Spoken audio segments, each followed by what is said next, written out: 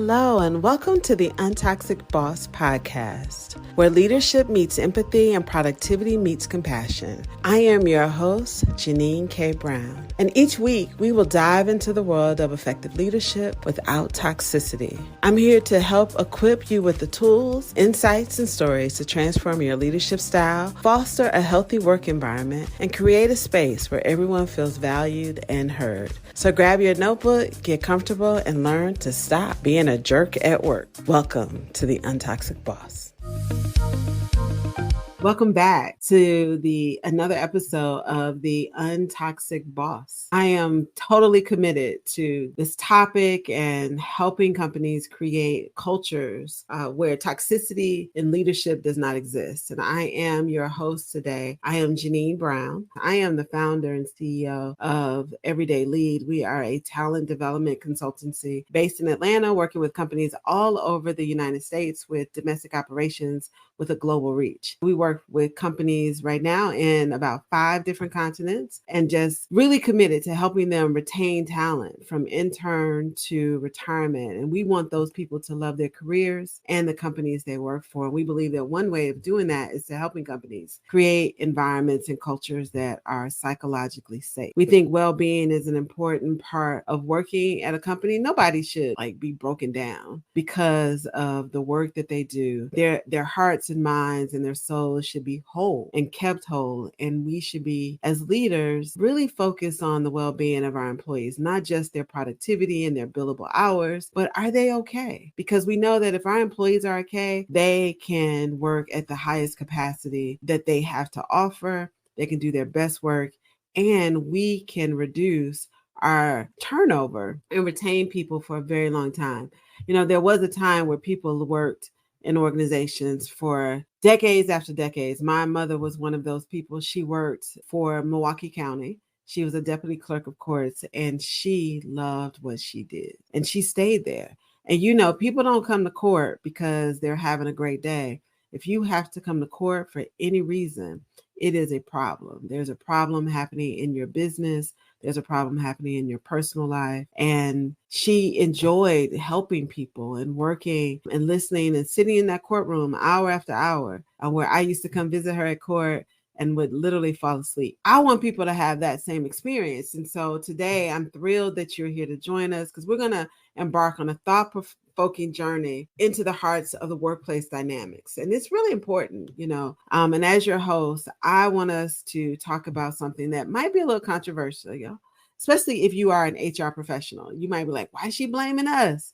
But our topic today is your human resources department is why the toxic boss exists. I mean, it is human resources. So I want us to talk about that today, and how we're going to talk about it is just really uncovering the secrets behind the leadership and creating psychologically safe workplaces. Well, we often come across one central question: who holds the responsibility for addressing toxic behavior at work? Who's responsible for calling it out? And so today we're going to peel back the layers and understanding this vital role that human resource departments and professionals play in this process. Because workplace toxicity is a complex issue, and that's really why I want to tackle it. And it can be far-reaching, its effects on employees' well-being, on team dynamics, even organizational success, right? How successful. And I will even say also on our organization's brand. And are we a workplace of choice? Because, we create an environment in our organizations where people want to stay and they have really great experiences. Or our brand is you don't want to work here. And we can go out to,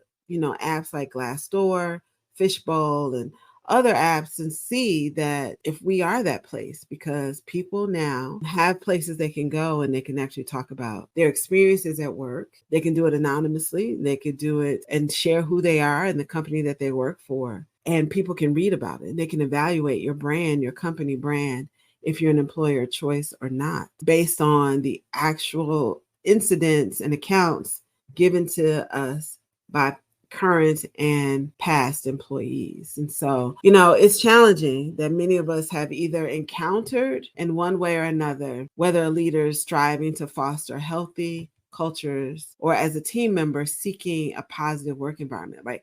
We've all experienced it, either really strong, positive leadership, someone who is on a mission to make us better individually, create geniuses and make people smart in the workplace, or if you're there to break people down and cause them to feel small and less than so that you can feel better. And so during this episode, we're going to delve into the responsibilities of the human resource professional in identifying, addressing, preventing toxic behavior, and maybe even going a step further, ensuring that people have a safe workplace to work in, not just from physical accidents, but from heart and mental health accidents. So we'll uncover some reasons today why toxic behavior can persist despite the presence of HR mechanisms being in place, and explore whether companies can truly rid themselves of toxicity. Can we be a toxic free work environment here in the United States? Because I don't know, like, when I think about it,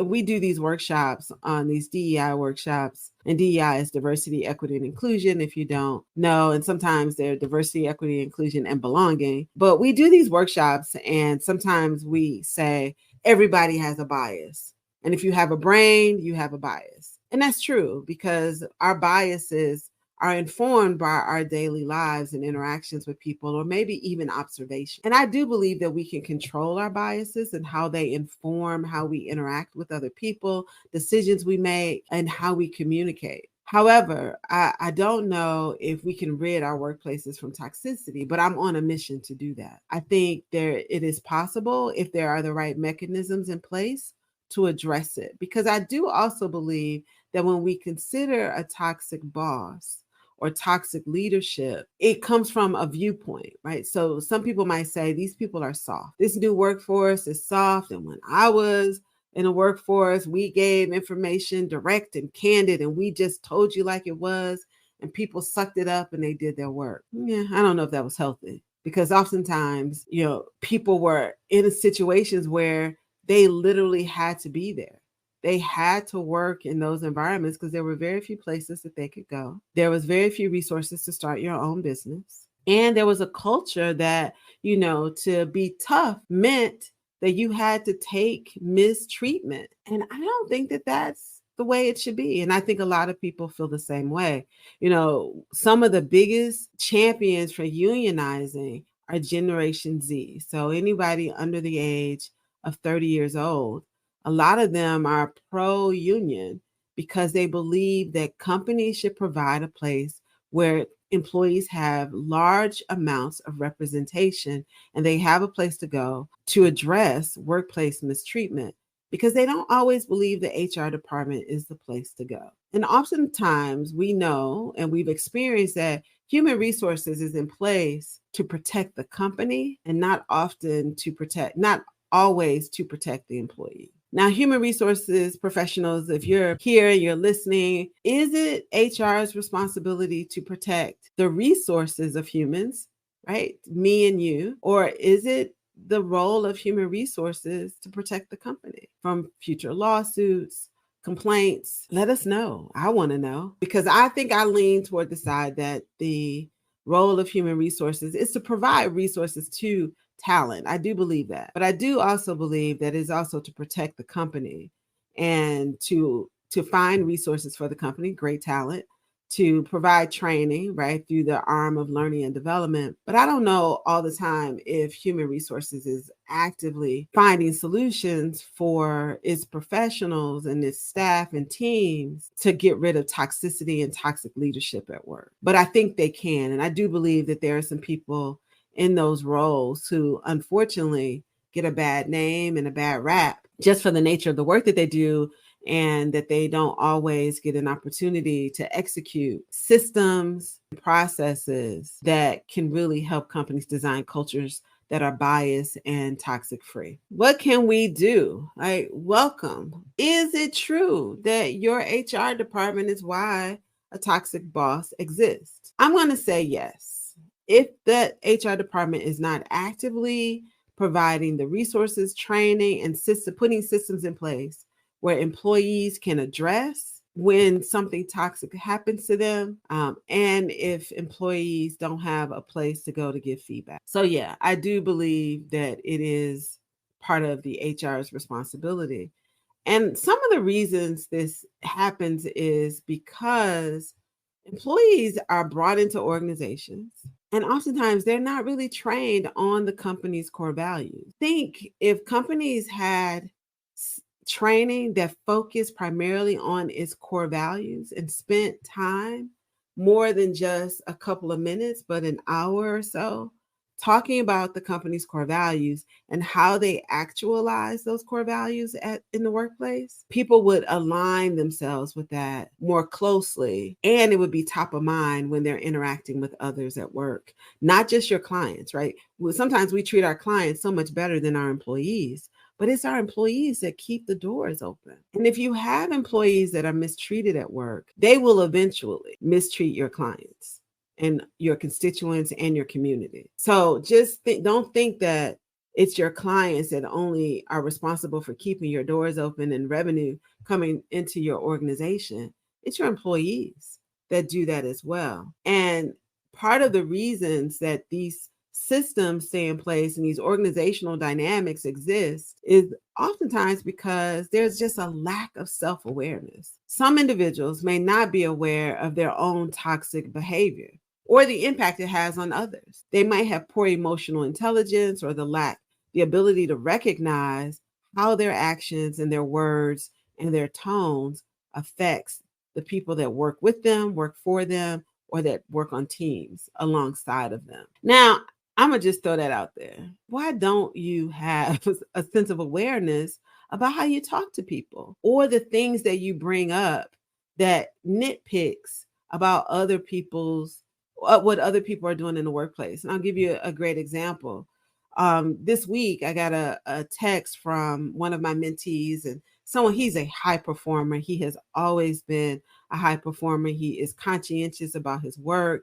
He is in pursuit of a strong and a long career in his profession. I see titles with the word chief in his future. I think he will probably be a very young chief of something, chief operating officer, chief executive officer, or chief financial officer very soon in his career within the next 8 to 10 years. And he shared with me something that came back to him from some leaders in a company, and someone made a comment that he networks too much and he's meeting all of these people in the company. And is he focused on his job, or is he focused on finding his next job? And that's toxic, y'all. That is just toxic. It's probably some jealousy and envy wrapped into that. And it's those sorts of things that cause a complete distraction, because that comment led to him reaching out to me, right? So it bothered him so much that he reached out to me to say, like, am I worried about this? Am I, taking this out of context? Am I worried about nothing? Should I have expected my boss to address this with this other person? Because it wasn't even the person that he reports to directly. He was really concerned about this. And so think about the time taken away from his job, and also just the emotional weight that this has added for him to even consider such a comment. And this is what happens when people have their slick comments in the workplace, right? You are worried about someone else, but this person is doing good work. And this is what leads to high performing talent and even high potential talent leaving the workplace. Your pettiness, right? Being petty at work, there's no place for it, right? We can be petty and joke outside of work, but being petty at work, there's really no place for it. And I consider that toxic, petty behavior. And it starts to add up, because those incidents that seem very little on the surface, it happens one time, then it happens a second time, then it happens a third time. And then before you know it, someone's on Google looking for ways to deal with how to survive in a toxic culture. Or they're now accepting phone calls from their local recruiters, entertaining opportunities where they can go somewhere else where they don't have to deal with this sort of petty behavior. Some other reasons that, people might be a little toxic at work is these pressures to perform. And I get that, right? That pressure, in a highly competitive environment, sometimes your boss might feel the pressure to deliver results at any cost, leading them to adopt toxic behaviors like micromanagement, bullying, favoritism, fear to get you to do more, do it timelier, do it under duress. And nobody gives their best work under duress, not even the manager who's using these tactics to try to get more out of you. There's a lack of leadership training.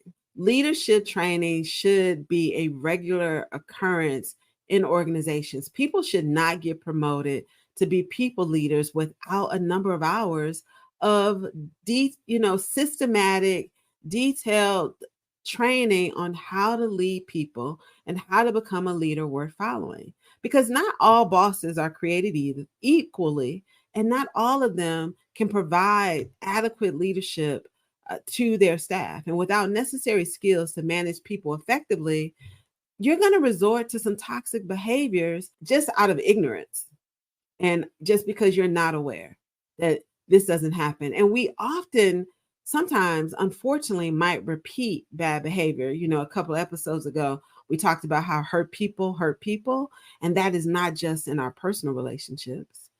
Sometimes that happens at work. We know that gaslighting can happen at work. And sometimes we do that to people unintentionally, but it doesn't matter if it's intentional or unintentional, right? So these things sort of happen to people. And sometimes it's our personal insecurities or modeling behavior from above, right? We are treated poorly, so we treat others poorly. And then we just have toxic organizational culture. In some cases, a company's culture might encourage or even tolerate toxic behavior. Toxic bosses might thrive in environments where aggressive, competitive, norms exist, and we disregard employees' well-being, and we accept these norms. And this is where HR comes in. Because I know that HR professionals hear from other employees about this, their colleagues in the workplace. They hear about this at work. They know that it's happening. They hear about it. They are made aware of it. But why don't they do anything about it? Why? Because it seems so simple when you're kind of experiencing it. And even on the outside looking in, it seems so simple that we wouldn't want this happening in the workplace, that we should have systems in place that would prevent this. And where are these cultures that are free from toxic behavior? They got to exist, right? And what do you do about it? So, some of the reasons it exists is just, I think the biggest reason is that companies just don't have a system in place, and they don't have a way to really listen to employees and take immediate action. And that we've created these long termination processes, right? I think documentation is important. I do think it's important to be able to validate these systems. The reporting process, right? So if someone reports bad behavior in the workplace, toxic behavior, constant and consistent bias, and we see that it's showing up in every aspect of the business, hiring, promotion, feedback. And some of us know who these bad actors are. And unfortunately, some of our bad actors are some of our high performers. And so when you're under pressure to perform and get results, and those results equate to revenue, and that's an important factor, right? Because we got to keep the doors open. So we need to be making money. That makes sense. But when we have people in our organizations that are undermining the well-being of our employees and impacting our brand and being an employer, a choice employer, place to work, we need to do something about it. We gotta find ways to address it. And so I'm thinking HR has to get involved, but HR can't do it alone. So what are some of these steps that we need to take so that we can make sure that they're is a safe place for people to work. And the first thing we have to do is challenge this behavior and create consequences for this behavior. And this is where I think HR has to really step up, because these people exist because there's absolutely no consequences for their behavior. We haven't trained them on how to properly lead. Now, we train people on all the technical aspects of their work, but I think one of the technical aspects of your work is to make sure people are well at work and that they can do their work without distraction or fear of intimidation and isolation, and fear of losing their jobs because they challenge or question or push back on bad workplace behavior. And HR can't do it alone. So there has to be leadership commitment, because in most organizations, the chief human resource officer reports to the CEO, and he or she or they need to be able to make recommendations, and the CEO has to be okay with them. They have to be able to tell the CEO, we will not tolerate this sort of behavior from anyone in our organization. And these are the consequences for that. And we're going to create a system where employees are safe to challenge it. So if Bob is nitpicking or being petty at work, and they're worried that Jeannine is networking too much or volunteering too much in programs, and they're concerned that she's just positioning herself for a new job, someone needs to question and say, well, why is that a bad thing? Why is it bad that Jeannine is building relationships across the organization? And why is it bad or perceived negatively that she's positioning herself for a future opportunity at our company? Shouldn't everybody be doing that? I think they should. Is it our goal for people to just stay in their roles for 5, 15, 20 years, and then some people can move up while others are restricted from it? So there has to be a commitment from the chiefs, and there has to be constant communication. So going back to my comment about our core values, if our core values are that such that they are the essence of who we are and how we serve our clients and how we interact with one another, then our chiefs and every leader in the organization and every employee should be aware of those core values in everything that they do. It should be on our meeting agendas. It should be in the footers of our emails. It should be on our desk and within our cubicles. We should be reminded every day of who we're expected to be at work, and it should be repeated. It should be on repeated continuously by our executives and every leader in the organization. This is who we are. This is what our values are and what we stand for. And this is how we expect for one another, for each other to treat one another in the workplace. We should be kind and thoughtful. That does not make us soft. And that does not mean that we do not give real, timely, actionable, and measurable feedback when it's necessary. Because we can be kind and thoughtful and still be fair and tough and have high expectations of what is needed to be successful in the workplace. HR should, as part of our employee engagement and assessments in every year, they should be done, I think, annually, because people come in and out of the organization annually. I think those assessments need to also address employee experience at work. We should define what toxic is, define what untoxic bosses and who they are, what they should look like. And we should ask questions on our employee assessments about how people experience it. Do you face belittling in the workplace? Is the tone that people speak to you, is it harsh? Or do you feel accepted for who you are, appreciated? If you were to define belonging here at our company, what would you say? Hey, we should give people an opportunity to write in their own words on our assessments and employee engagement assessments what it's like to be an employee here. And then after we get that data, that qualitative data, we should also go out and get some quantitative data.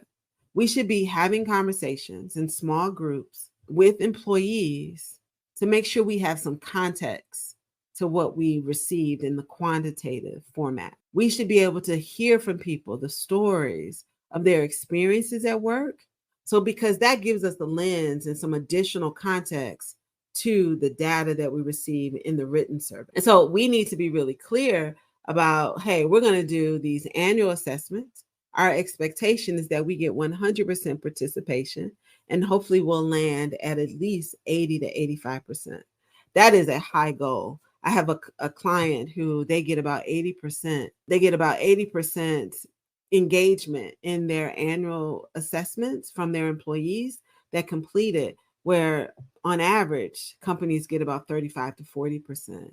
And so what can we do to get that number up so that we get a clear understanding from people what they're experiencing?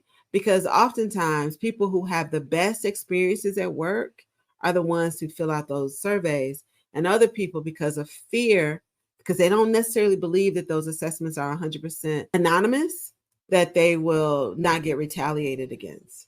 We also need to be actively role modeling this behavior and maybe even rewarding people for being untoxic, right? We role model it, provide this training to employees, and develop these skills and a mindset that's needed for a healthier culture. And then we have to hold people accountable.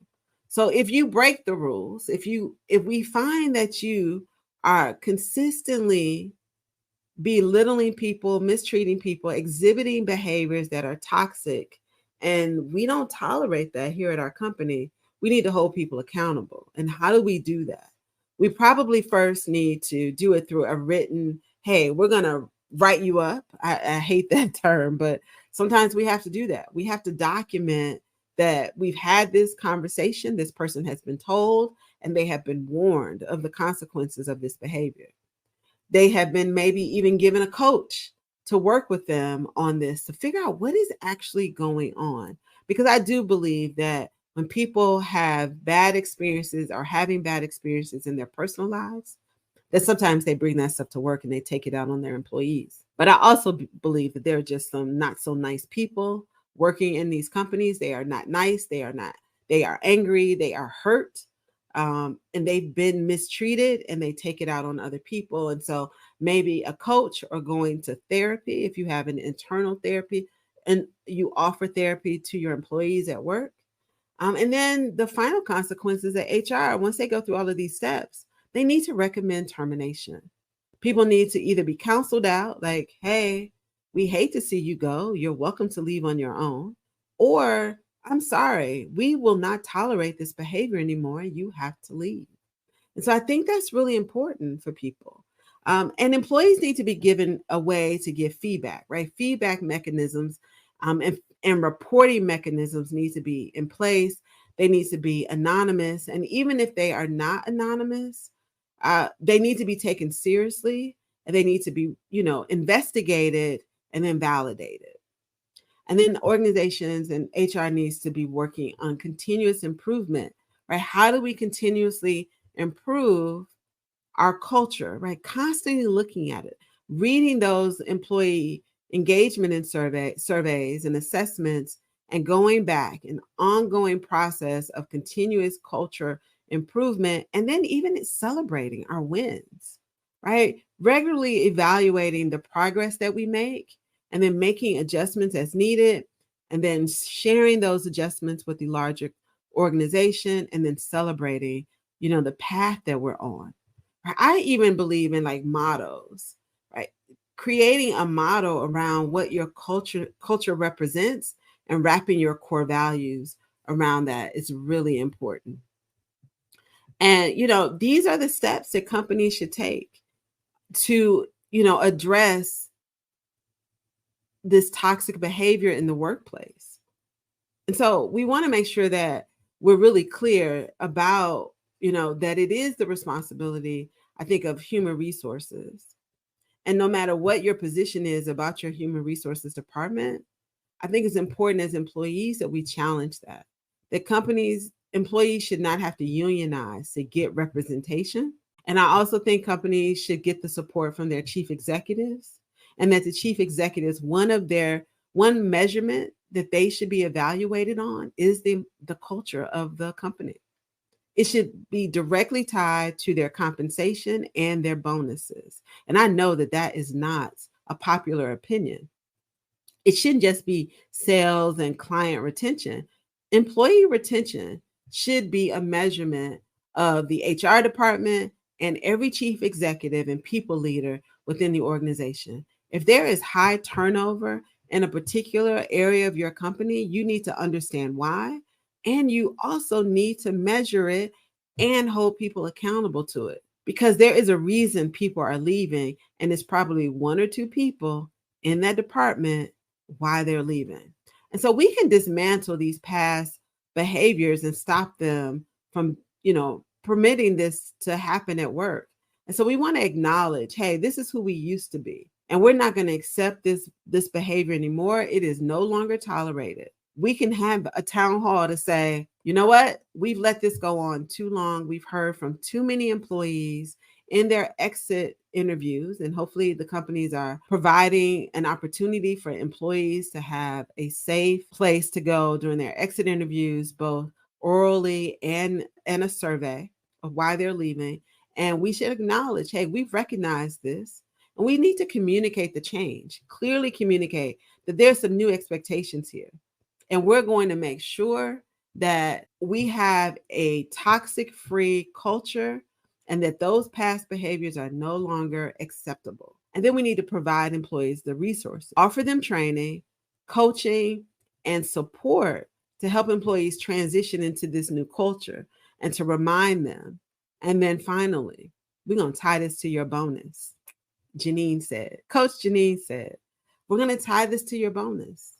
And we're going to make sure that when it comes time to evaluation, that you have been actively engaged in ensuring that we have a toxic-free work culture and that people love working here and they love this company. And so as we end today, I just, I went a little soft, I think, on the HR group, because I am a friend of HR. I am a fan of HR professionals, and I know what they do requires some heavy lifting and they do need support. But I also believe, just like I believe in accountability, is that our HR leaders need to be a lot more direct with our chief executives about the impact that bad behavior and bad actors have on workplace culture, and that it needs to change, and they need to be given the freedom to provide employees the resources they need so that everyone can thrive at work. Thank you so much for joining the UnToxic Boss, where we are focused on creating leaders worth following. We want to introduce you a resource that we know that will impact your life and your career. It's a book, Unstuck and Unstoppable. It is the ultimate guide to overcoming obstacles and achieving your goals. With practical tips and inspiring stories, the book will help you leverage your value, increase your visibility, and gain recognition to accelerate your career. Take action towards getting the career that you deserve. This book was named Best Career Book of 2022. Get your copy anywhere you buy books, either on Amazon or at our website at unstuckandunstoppablebook.com. Thank you for joining the UnToxic Boss podcast today. We are here and on a mission to help people stop being a jerk at work. We'll see you here again next week.